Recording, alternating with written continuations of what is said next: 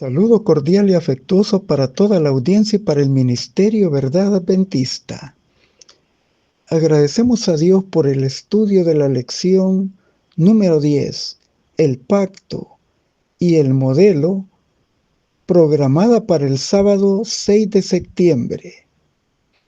Y Moisés vino y contó al pueblo todas las palabras del Señor y todas las leyes. Y el pueblo respondió a una voz: haremos todo lo que el Señor ha dicho. Éxodo 24:3. Moisés registra 3 ocasiones en las que Israel responde a Dios que haría todo lo que Dios le había pedido. Se encuentran en Éxodo 19:8, Éxodo 24:3 y Éxodo 24:7. La primera vez, Éxodo 19:8. El pueblo acampó en el monte del Sinaí. Moisés informó a los ancianos la promesa de Dios de que si ellos le eran fieles a su pacto, serían su especial tesoro y un reino de sacerdotes y nación santa. Éxodo 19:5-6. Y ellos, en su entusiasmo momentáneo y deseosos de asegurarse para ellos y su posteridad las bendiciones que el Señor prometía, de buena gana aceptaron el pacto antes de saber sus estipulaciones exactas. Se había pedido al pueblo una debida preparación física y espiritual en 3 días. En ellos pudieron evaluar el asunto antes de ir a la ratificación formal. Pero ellos aún no habían experimentado una profunda ni verdadera conversión. Además, tenían poco conocimiento de su incapacidad propia para guardar los preceptos divinos y cumplir su parte en el convenio. Por lo tanto, no se percataron de lo importante de conocer primero los detalles del pacto y lo que esto implicaba en el compromiso de obedecer a Dios. Dios tenía la intención de formalizar con ellos una relación estrecha y especial de pacto y morar en medio de ellos en el tabernáculo de reunión. Éxodo 25:8. Él los había creado para que glorificaran su nombre. Isaías 43:7. Y esta relación especial con Dios demandaba de ellos una vida devocional activa, con mayor intensidad y profundidad.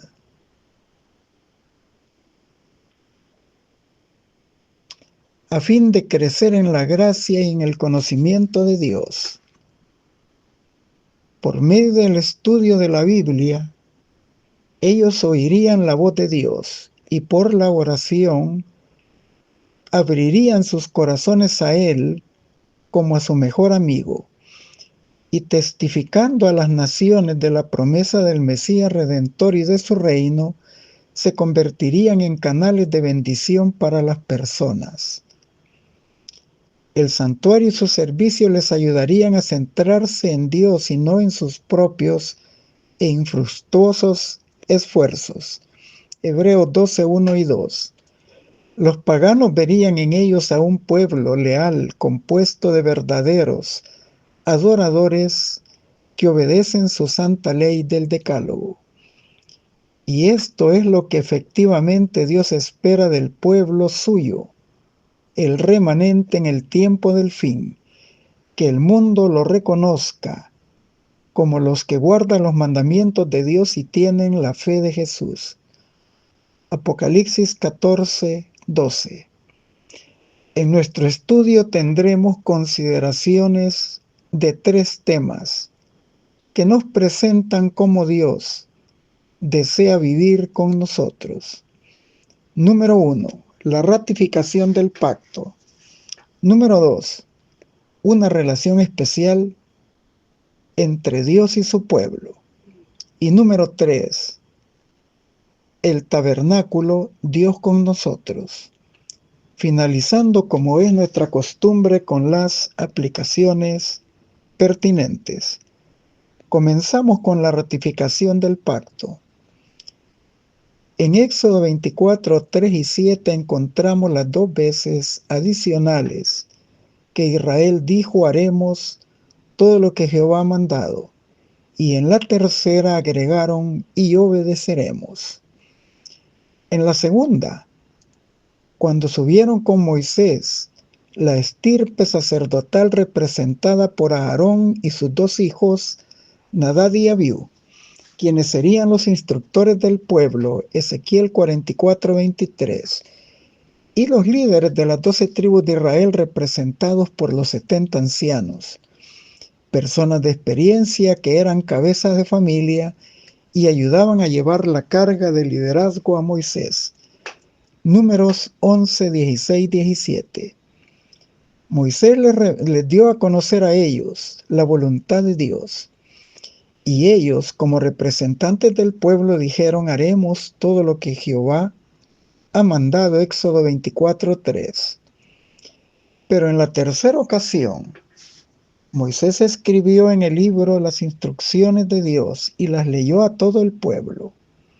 Y fueron ellos en general quienes ahora dijeron, haremos todas las cosas que Jehová ha mandado y obedeceremos. Percibimos que tanto los líderes como el pueblo tenían el mismo entusiasmo momentáneo de recibir las promesas y bendiciones del pacto, sin percatarse de que por ellos mismos les sería imposible cumplir la voluntad de Dios. Jesús dijo, el espíritu siempre está dispuesto, pero la carne débil, Mateo 26, 41.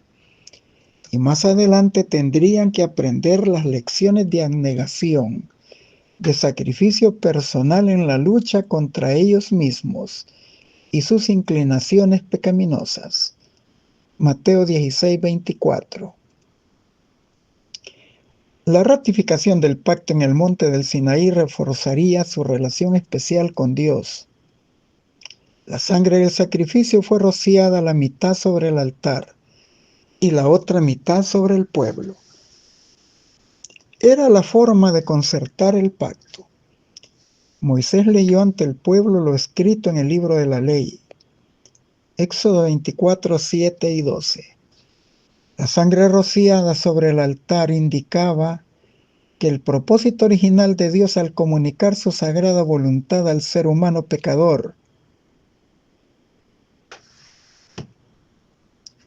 y, además de esto, indicaba que la debida consagración del pueblo en mente, cuerpo y energía, a fin de servirle, ambas cosas solo podían cumplirse mediante los méritos de Cristo.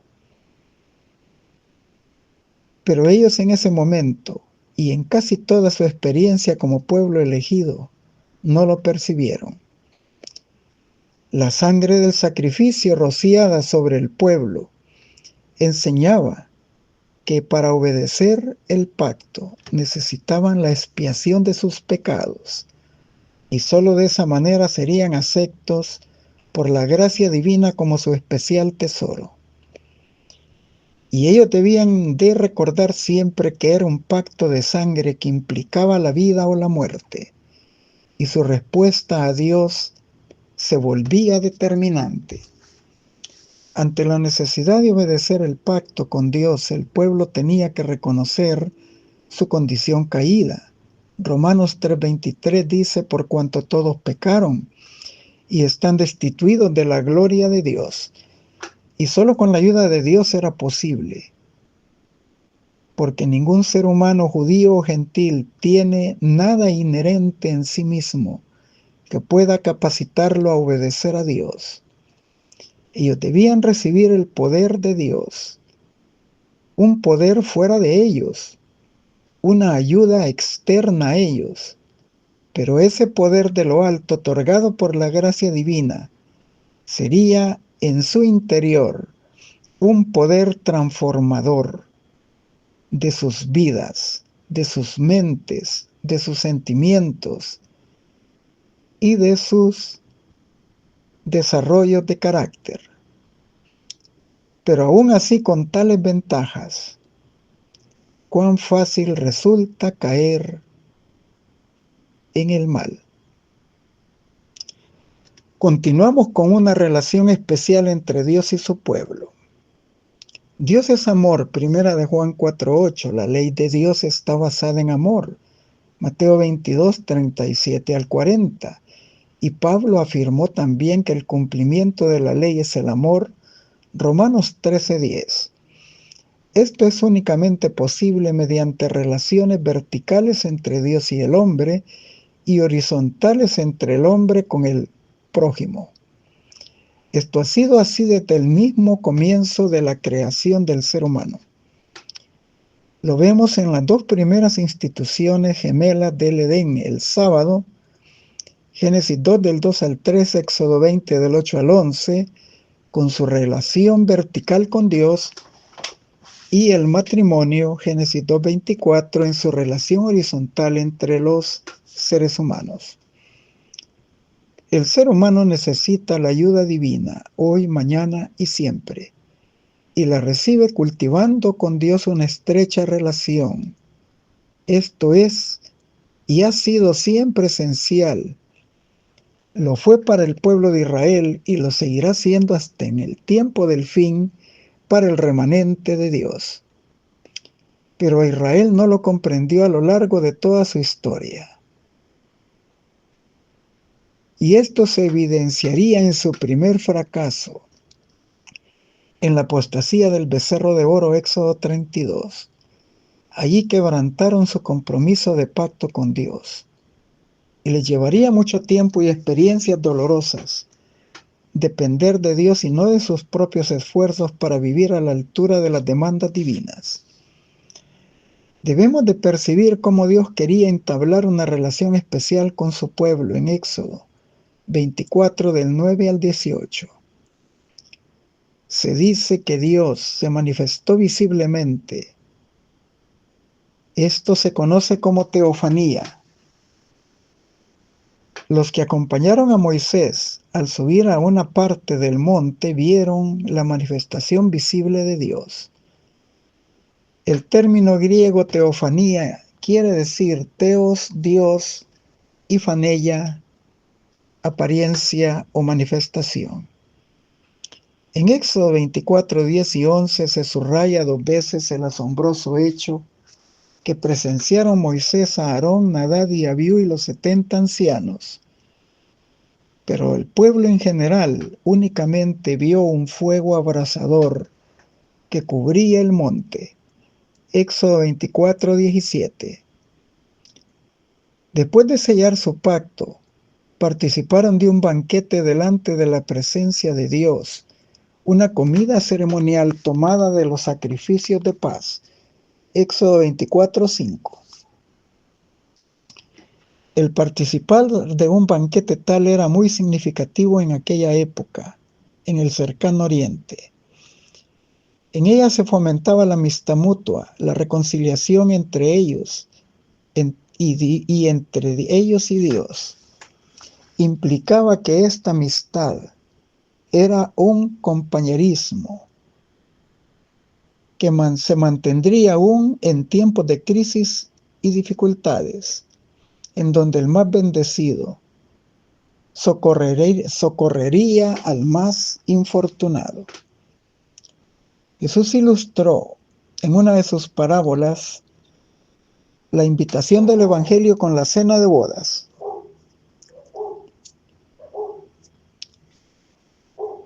Mateo 21 y 22.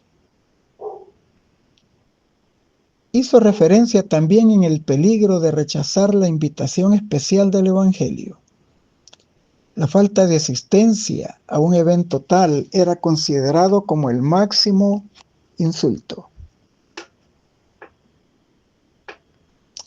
Ahora podemos también comprender por qué los fariseos y los escribas criticaban a Jesús cuando comía con los publicanos y los pecadores.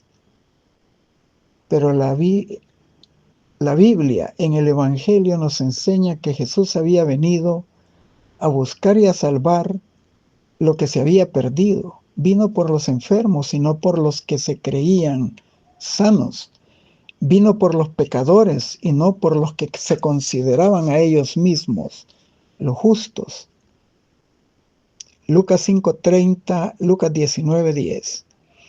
Esto debe de hacer impacto en nosotros también acerca de la importancia de participar de la cena del Señor a fin de fortalecer nuestra relación de pacto con Dios.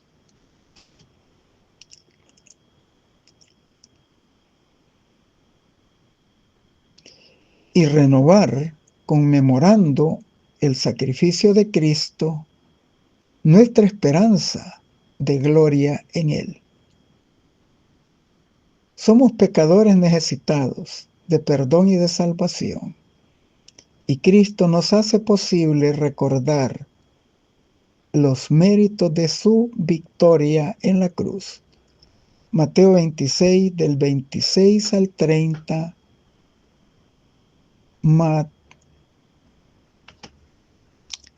Marcos 14, 22 al 25, Primera de Corintios 11, del versículo 23 al 29. Lamentablemente, entre los que subieron y vieron la gloria de Dios estaban Nadab y Abiú. Ellos, después de ver esa manifestación divina, en perjuicio de ellos mismos, no fueron transformados ni convertidos por aquella experiencia. Más tarde cayeron en pecado, cometieron un sacrilegio y perdieron la vida. Entraron al santuario bajo el efecto de las bebidas embriagantes y no introdujeron al santuario el fuego del altar del holocausto, sino que lo tomaron de un lugar indigno. Y con ellos quemaron el incienso. Y Levítico 10, 1, 2 y 9 dice que Dios los fulminó. No podemos sostener nuestra experiencia espiritual actual viviendo de lo que hicimos en las experiencias del pasado. Debemos activar, renovar nuestra fidelidad y nuestra comunión con Cristo diariamente, a fin de tener seguridad en este tiempo y en el venidero. La realidad de que la posesión de la verdad y de los privilegios sagrados no implica necesariamente convertirnos a Dios, también se repitió en otra posterior experiencia de la estirpe sacerdotal de Elí, Osni y Finés, quienes cometieron el pecado imperdonable, un pecado que no pudo ser expiado por ninguno de los sacrificios del santuario. 1 de Samuel 3:14. Y en el Nuevo Testamento se registra la traición de Judas. A pesar de haber gustado del poder divino que acompañó a todos los discípulos en su primera incursión misionera y las posteriores, cuando acompañaron a los 70. Nada de estas experiencias gloriosas pudieron romper su idolatría y amor por el dinero, y finalmente traicionó a nuestro Señor y Salvador Jesucristo. Mateo 26, 14, 15. En nuestra reflexión de estos eventos debemos recordar las palabras de Pablo en 1 de Corintios 10, 11 y 12. Y estas cosas les acontecieron como ejemplo y están escritas para amonestarnos a nosotros, a quienes nos han alcanzado los fines de los siglos. Así que el que piensa estar firme, mire que no caiga. Los profetas como Ezequiel destacan la importancia de la obediencia al pacto, pero no basándose en los esfuerzos humanos propiamente dichos, sino en la acción del poder divino en el hombre. En Ezequiel 36, versículo 27, vemos cómo Dios ofrece la ayuda y los recursos espirituales necesarios para seguirle y servirle fielmente. El poder de Dios obra en el interior de la vida humana y da la habilitación que se necesita para cumplir sus propósitos. El texto dice: pondré mi espíritu dentro de ustedes y haré que anden en mis mandamientos, que guarden mis normas y las cumplan. Aquí se recalca que la transformación de la naturaleza humana que el hombre necesita viene de Dios.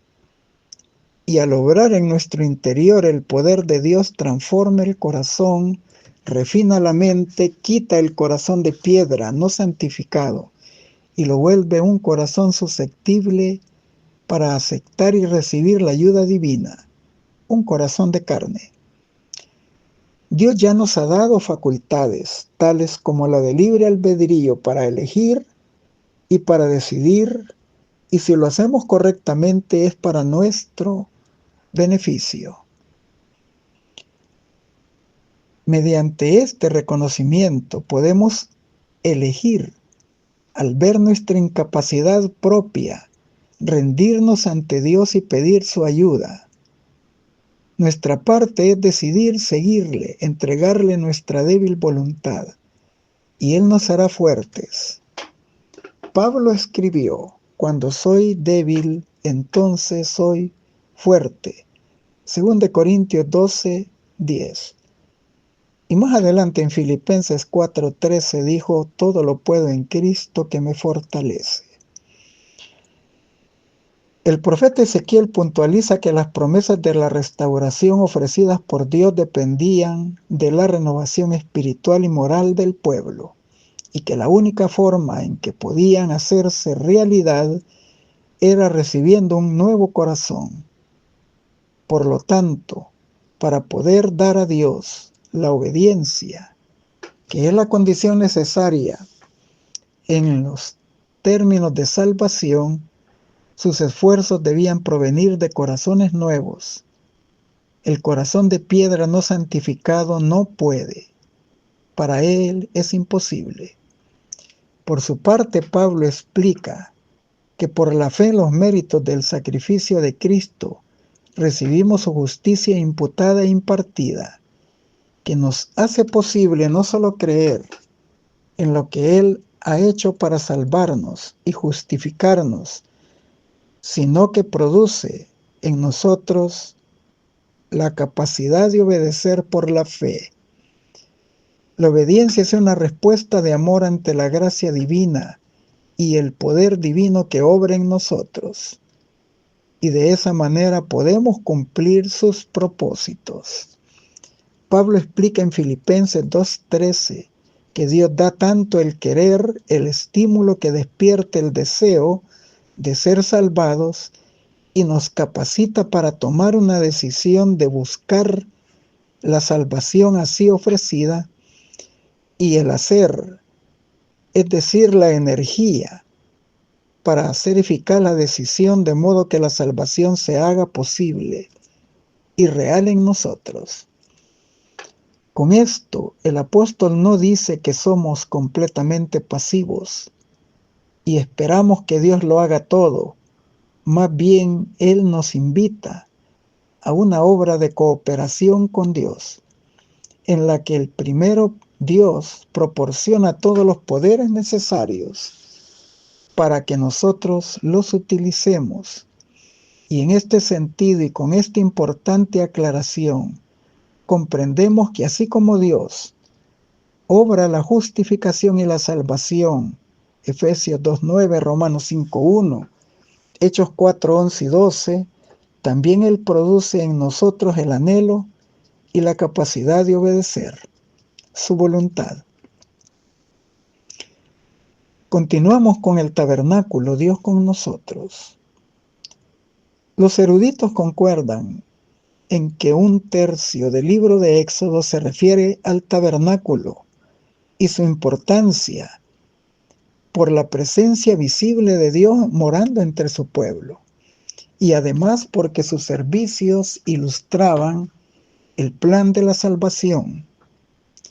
Prefiguraban a Jesucristo en su misión terrenal como el Cordero de Dios, que quita el pecado del mundo, a través del sistema de sacrificios y ofrendas por el pecado. Pero mediante la obra del sacerdote y del sumo sacerdote, prefiguraban la intercesión, mediación y purificación del santuario celestial que está obrando Cristo. La estructura del tabernáculo de reunión presenta una vía de acceso en el atrio exterior, una puerta, y luego un acceso al lugar santo y al lugar santísimo. Pero no había una puerta trasera para salida. Esta es una lección muy importante. En el santuario Dios ofrece mantener permanentemente una comunión especial con su pueblo, con una dimensión hacia la eternidad. En el Salmo 68, 24 dice: «Vieron tus caminos, oh Dios, los caminos de mi Dios, de mi Rey en el santuario». Esta es una profecía muy particular. Por la ubicación del mobiliario en el atrio, nos referimos al altar del holocausto y al lavacro. Y los muebles, en su ubicación dentro del recinto del lugar santo, nos referimos a la mesa de los panes de la presencia, la mesa, el candelabro de 7 brazos y el altar del incienso. Y luego tenemos en el lugar santísimo la ubicación del arca del testimonio. Esa ubicación forma la silueta de una cruz. El santuario marcaba el camino a un encuentro personal con el Cristo crucificado, que dio su vida para salvarnos y que resucitó y que ahora intercede por nosotros y que está purificando el santuario celestial de los pecados de su pueblo para darle finalmente la eterna redención. La cruz así figurada en el camino del santuario terrenal prefiguraba de que el sistema de sacrificios y ofrendas por el pecado caducaría al encontrar su realidad con la muerte de nuestro Señor Jesucristo. Eso está profetizado en Daniel 9:27. El mensaje de los servicios del santuario era esencialmente cristocéntrico. El sistema de sacrificios lo señalaba en su muerte en la cruz, el clímax de su ministerio terrenal, y en la función del sacerdote y del sumo sacerdote, su ministerio en el santuario celestial. En sustancia, Jesús en el santuario terrenal era presentado como el hilasterión, palabra griega, que se traduce como propiciación, el propiciatorio, el sacrificio expiatorio que expía y purifica nuestros pecados. Romanos 3:25, primera de Juan 2:2.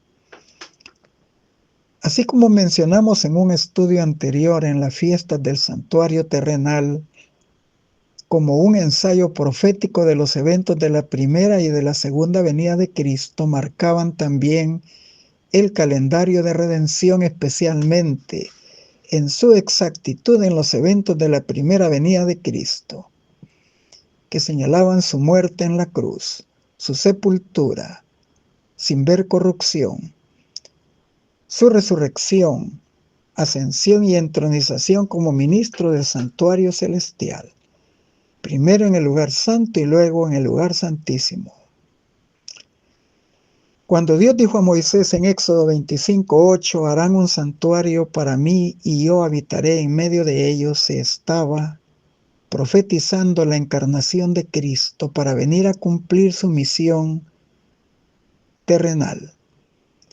Gálatas 4:4 dice: venido el cumplimiento del tiempo, Dios envió a su Hijo nacido de mujer.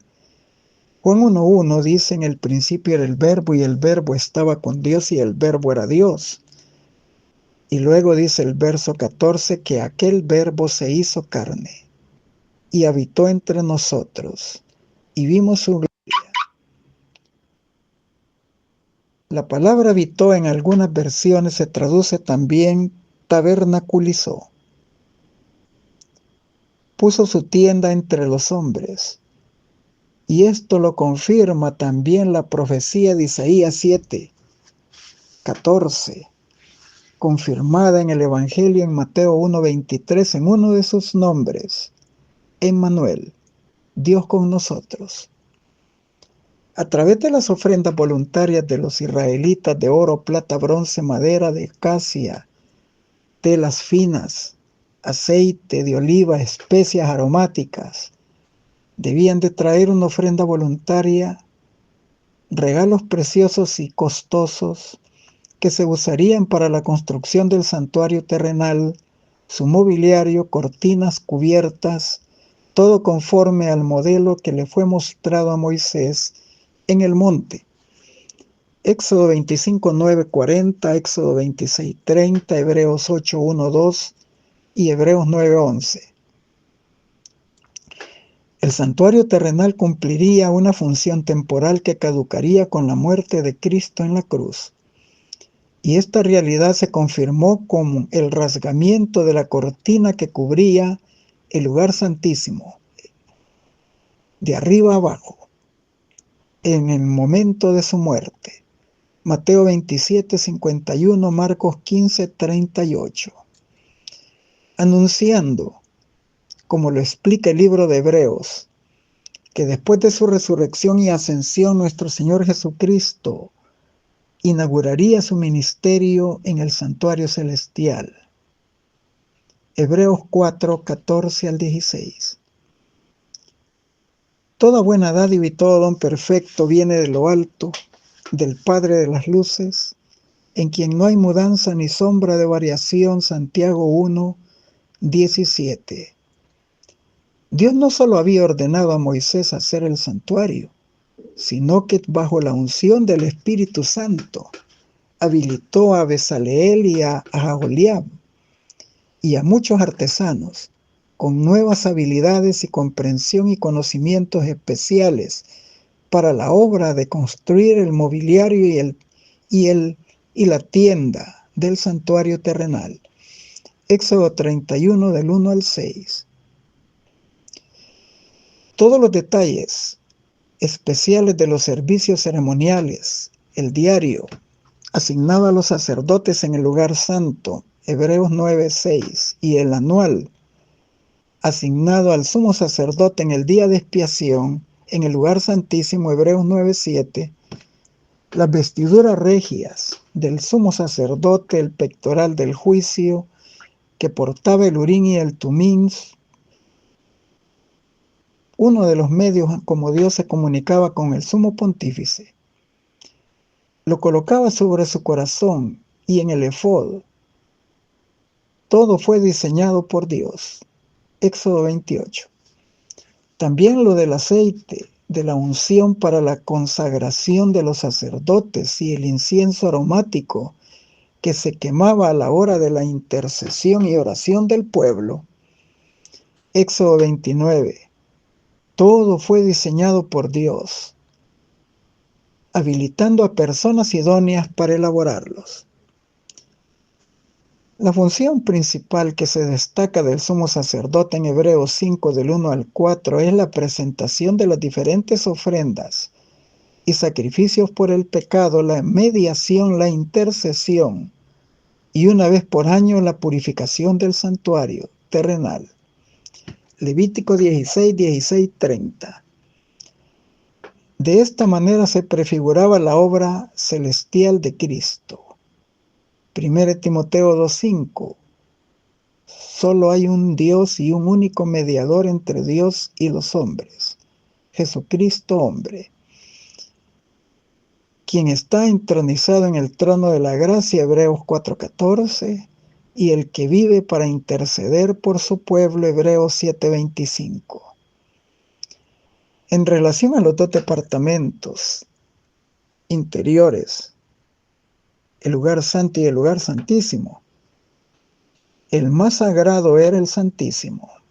Allí se encontraba el arca del pacto, arca del testimonio, Éxodo 25:16, porque en su interior tenía las tablas del testimonio, el decálogo. Éxodo 40:20. En la parte superior estaba la cubierta de un propiciatorio, con la figura de dos querubines alados, con alas extendidas, cubriéndose sus rostros, de oro puro. Se llamaba propiciatorio, hebreo caporet, raíz capar, expiar o cubrir. El equivalente griego es hilasterión. Este era el lugar donde ocurría la reconciliación final entre Dios y los pecadores arrepentidos. Allí se borraban los pecados confesados del pueblo.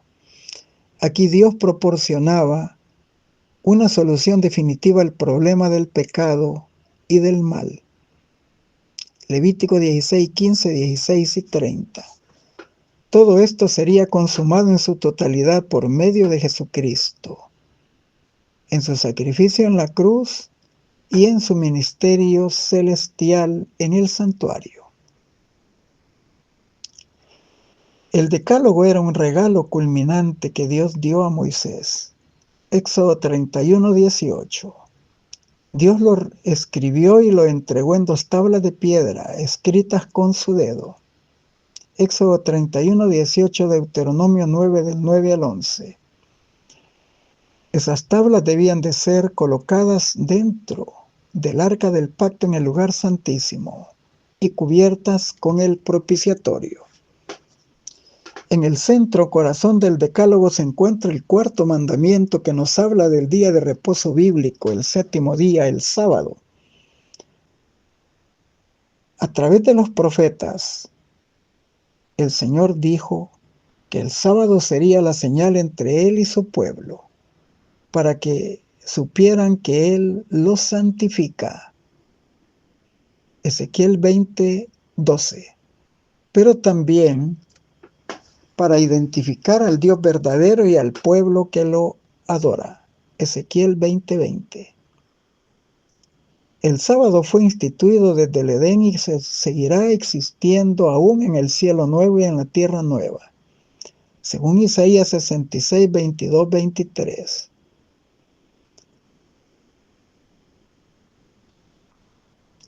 Jesús también se identificó a sí mismo como el Señor del sábado, Marcos 2, 27 y 28. Y en Isaías 58, 13 se menciona al sábado como el día santo del Señor. Dios transforma a las personas con su presencia, a fin de que crezcan mediante el poder de la obra del Espíritu Santo y el poder de su palabra, que al ponerse en práctica desarrollaría un carácter simétrico semejante al divino, amoroso, bondadoso, generoso y perdonador. Al estudiar el santuario terrenal y sus servicios, nuestra atención debe de centrarse siempre en la obra ilustrativa del ministerio terrenal y celestial de Jesucristo, que ha venido desarrollando dentro del plan de la redención, para llegar hasta la expiación y erradicación final del pecado de nuestro mundo y para darle garantía de seguridad a nosotros y a todo el universo de que el pecado nunca brotará nuevamente y que los pecadores tampoco. Finalizamos con las aplicaciones pertinentes. Lo que debéis entender es la verdadera fuerza de la voluntad. Este es el poder gobernante en la naturaleza del hombre, la facultad de decidir y escoger.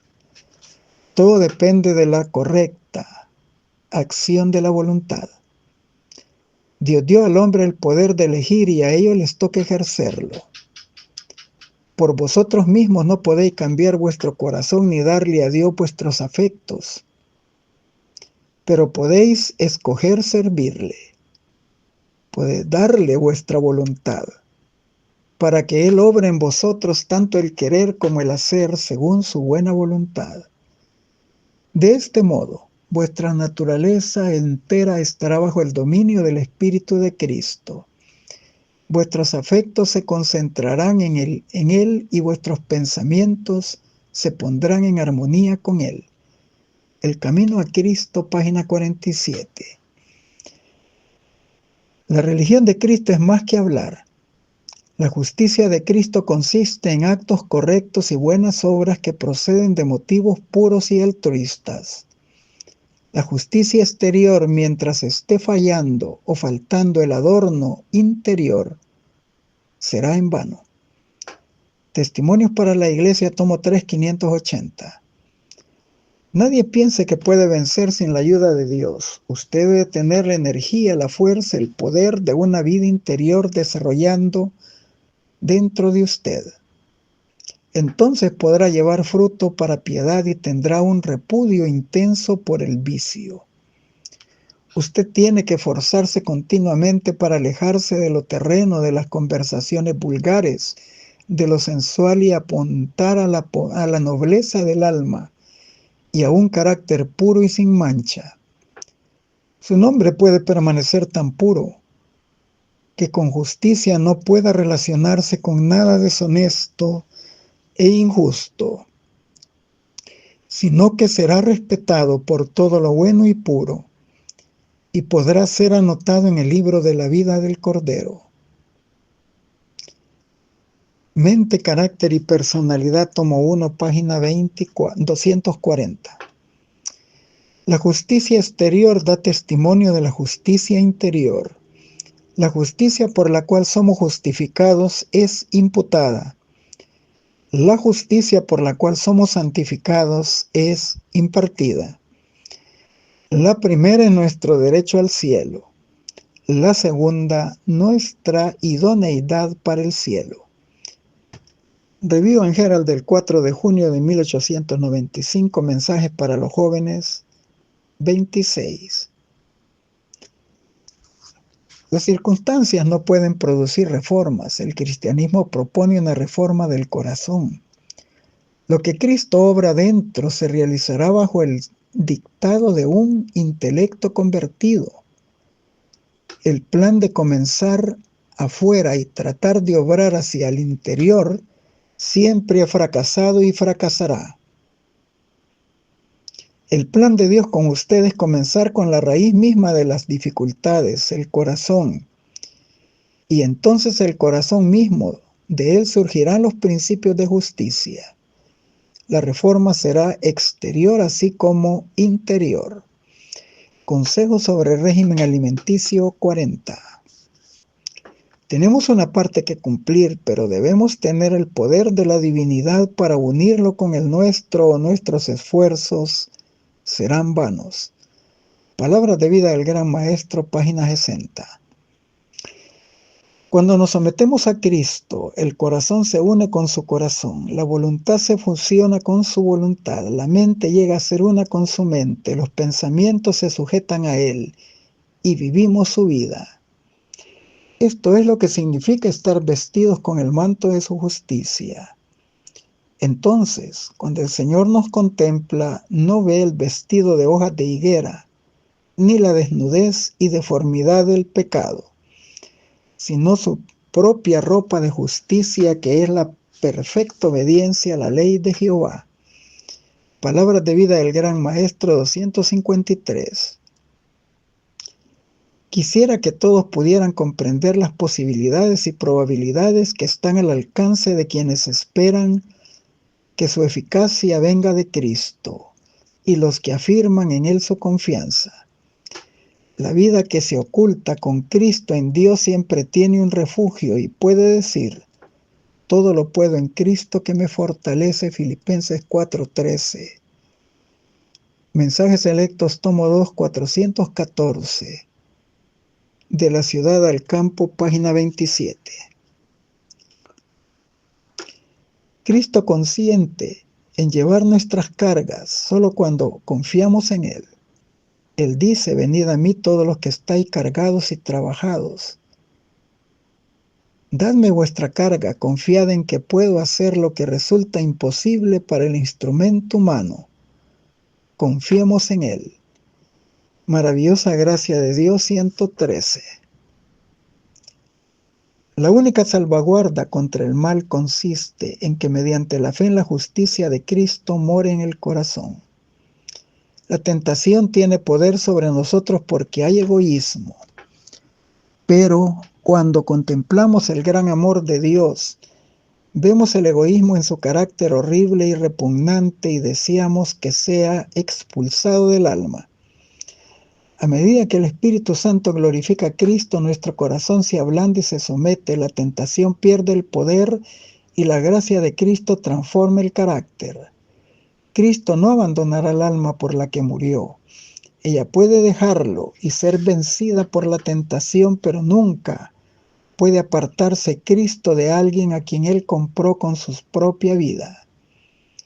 Si pudiéramos agudizar nuestra visión espiritual, veríamos almas oprimidas y sobrecargadas de tristeza a punto de morir de desaliento, y veríamos ángeles volando rápido para socorrerlas, porque se hallan al borde de un precipicio. Los ángeles del cielo rechazan la cuesta del mal que rodean estas almas y la guían hasta que pisen un fundamento seguro. Las batallas entre los dos ejércitos son tan reales como las que sostienen los ejércitos del mundo. Y del resultado del conflicto espiritual dependen los destinos eternos. Discurso maestro de Jesucristo 100 y 101. La correcta comprensión del ministerio del santuario celestial es el fundamento de nuestra fe. El Evangelismo 165. Cristo en su santuario 7. El santuario en el cielo es el centro mismo de la obra de Cristo en favor de los hombres. Concierne a cada alma que vive en la tierra.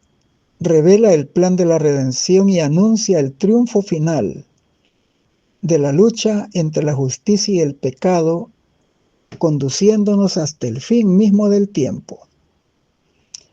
Es de la mayor importancia que todos investiguen a fondo estos asuntos y que estén siempre prontos para dar respuesta a todo aquel que pida razón de la esperanza que hay en ellos. La intercesión de Cristo por el hombre en el santuario celestial es tan esencial para el plan de la salvación como lo fue su muerte en la cruz. Con su muerte dio principio a aquella obra para cuya conclusión ascendió a los cielos, después de su resurrección. Por la fe entramos velo adentro, donde entró Jesús como precursor. Hebreos 6:20. Ahí se refleja la luz de la cruz del Calvario y ahí podemos obtener una comprensión más clara de los misterios de la redención. La salvación del hombre se cumple a un precio infinito para el cielo. El sacrificio hecho corresponde a las más amplias exigencias de la ley de Dios quebrantada. Jesús abrió el camino que lleva al trono del Padre y por su mediación pueden ser presentados ante Dios los deseos sinceros de los que a Él se allegan con fe. Conflicto de los siglos 479.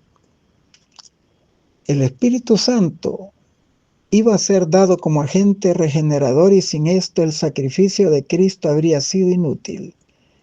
El poder del mal se había fortalecido por siglos y la sumisión del hombre al cautiverio satánico era asombrosa. El pecado podía ser resistido y vencido únicamente por la poderosa intervención de la tercera persona de la divinidad, que vendría no como energía modificada, sino en la plenitud del poder divino. El Espíritu Santo es el que hace eficaz lo que Cristo ha realizado por nosotros. Por el Espíritu es purificado el corazón. Por el Espíritu llega a ser el creyente partícipe de la naturaleza divina. Cristo ha dado el Espíritu como poder divino para vencer las tendencias hacia el mal hereditarias y cultivadas, y para grabar su propio carácter en su iglesia. La misma imagen de Dios se ha de reproducir en la humanidad, y el honor de Dios y el honor de Cristo están comprometidos en la perfección del carácter de su pueblo, deseado de todas las gentes. 625. En el gran día del juicio final, los muertos han de ser juzgados por las cosas escritas en los libros, según sus obras. Apocalipsis 20:12. Entonces, en virtud de la sangre expiatoria de Cristo, los pecados de todos los que se hayan arrepentido sinceramente serán borrados de los libros celestiales. En esta forma, el santuario será librado y limpiado de los registros del pecado. En el símbolo, esta gran obra de expiación era el acto de borrar los pecados, representada por los servicios del día de la expiación, o sea, de la purificación del santuario terrenal, la cual se realizaba en virtud de la sangre de la víctima y por la eliminación de los pecados que lo manchaban. Consejos para la Iglesia 634.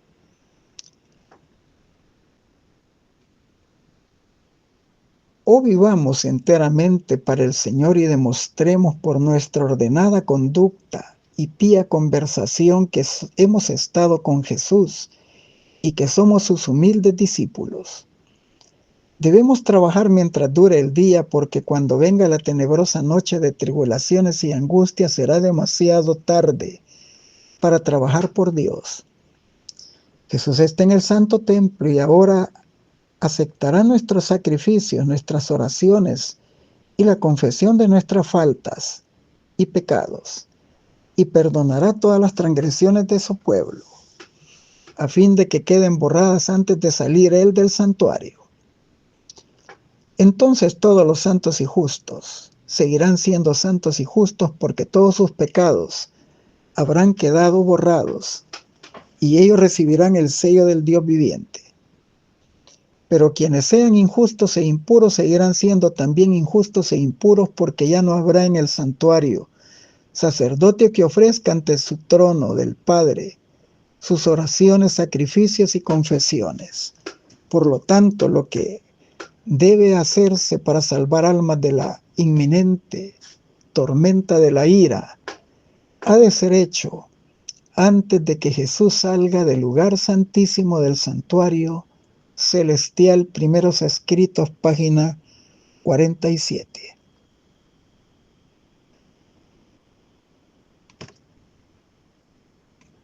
Así como el sacerdote, al quitar los pecados del santuario, los confesaba sobre la cabeza del macho cabrío emisario, Azazel, así también Cristo colocará todos los pecados sobre Satanás, originador e instigador del pecado. El macho cabrío emisario, con la carga de los pecados de Israel, era enviado a tierra inhabitable. Levítico 16:22. Así Satanás, cargado con la culpa de los pecados que ha hecho cometer al pueblo de Dios, será confinado durante 1000 años en la tierra, y entonces desolada y sin habitantes. Pero finalmente sufrirá la eterna penalidad del pecado en el fuego que destruirá a todos los impíos. Así el gran plan de la redención alcanzará su cumplimiento en la extirpación final del pecado y la liberación de todos los que estuvieran dispuestos a renunciar al mal. Cristo en su santuario, 118. Les deseo un feliz sábado en la bendita y gloriosa presencia de nuestro Dios.